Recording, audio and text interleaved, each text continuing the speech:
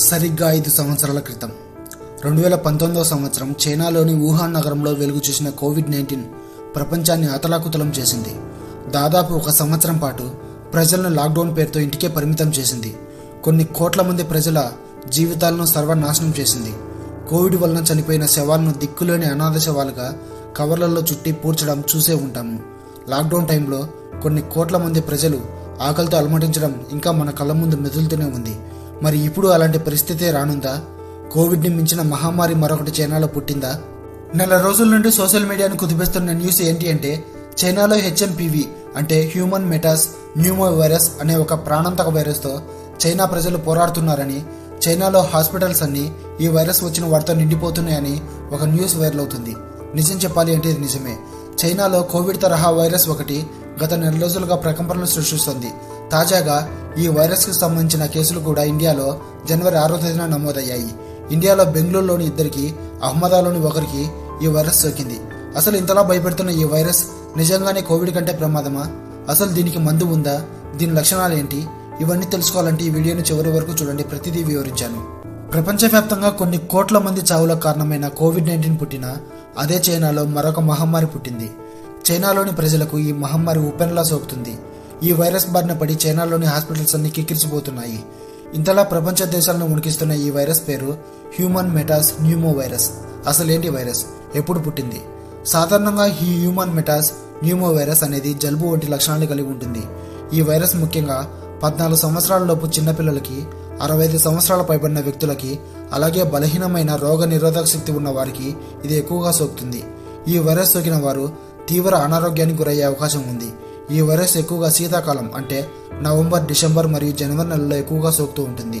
ఈ వైరస్ సోకిన వ్యక్తుల్లో ఎలాంటి లక్షణాలు కనిపిస్తాయంటే, ఈ వైరస్ సోకిన వ్యక్తికి విపరీతమైన జలుబు ఉంటుంది, ముక్కు కారుతూ ఉంటుంది, కొన్నిసార్లు ముక్కు మూసుకుపోయి ఊపిరాడకుండా ఉంటుంది, విపరీతమైన దగ్గు ఉంటుంది, గొంతు నొప్పిగా ఉంటుంది, జ్వరం వచ్చి శరీరం మీద దద్దులు కూడా వస్తాయి, ఒక్కోసారి శ్వాస కూడా ఆడదు. ఈ వైరస్ మొదటిసారి సోకిన వ్యక్తి విపరీతమైన అనారోగ్యానికి గురవుతాడు. అందుకే చిన్నపిల్లలు మరియు వయసు పైబడిన వారికి ఈ వైరస్ చాలా ప్రమాదకరమైంది అని అంటున్నారు. ఇది ఎక్కువగా కరోనా వ్యాపించిన మాదిరిగానే వ్యాపిస్తుంది. ఇది ఒకరి నుండి మరొకరికి తగ్గినప్పుడు కానీ, తుమ్మినప్పుడు కానీ, వైరస్ సోకిన వ్యక్తులను తాకినప్పుడు కానీ, వారితో దగ్గరగా ఉన్నప్పుడు కానీ ఈ వైరస్ మరొకరికి వ్యాపిస్తుంది. అలాగే వైరస్ సోకిన వ్యక్తి వాడిన వస్తువులను మనం వాడినా ఆ వైరస్ సోకుతుంది.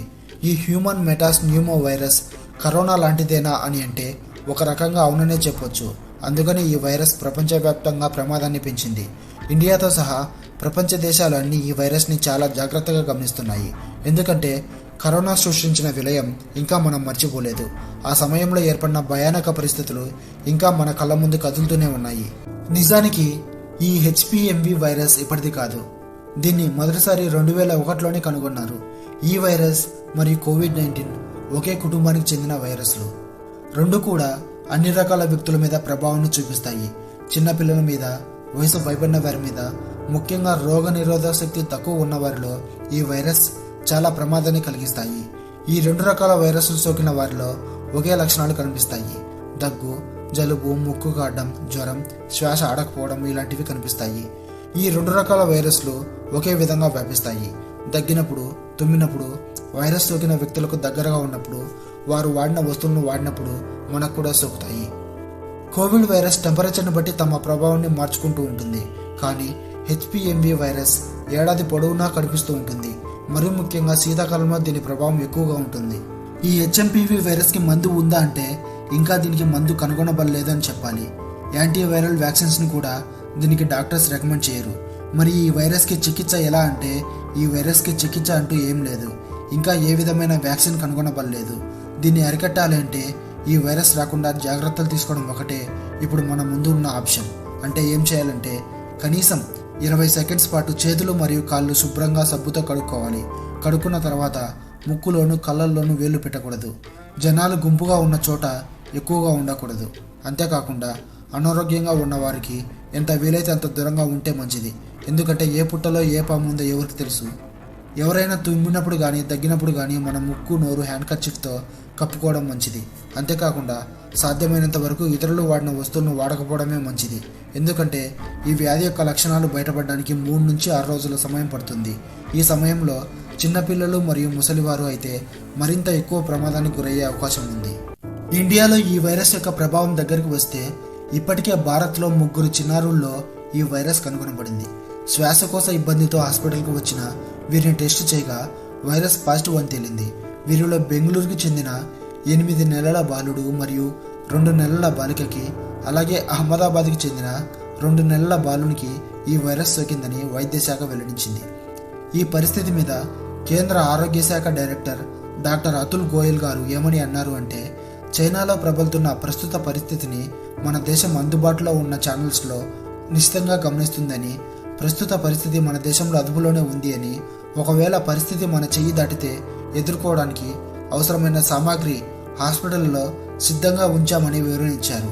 అంతేకాదు, ఈ వైరస్ మీద అప్డేట్స్ ఎప్పటికప్పుడు అందించాలని వరల్డ్ హెల్త్ ఆర్గనైజేషన్ని కూడా కోరినట్లు కేంద్ర ఆరోగ్య శాఖ వెల్లడించింది.